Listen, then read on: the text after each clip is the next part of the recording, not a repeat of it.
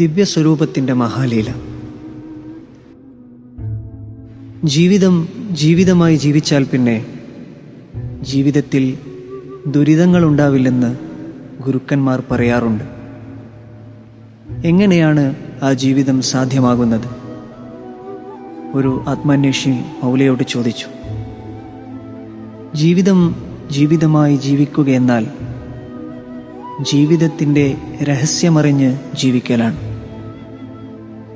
ദിവ്യസ്വരൂപത്തിൻ്റെ ഒരു മഹാലീലയാണ് ഈ ജീവിതം. കളിയെ കളിയായി കണ്ടാൽ മാത്രമേ കളി ആസ്വദിക്കാൻ കഴിയൂ.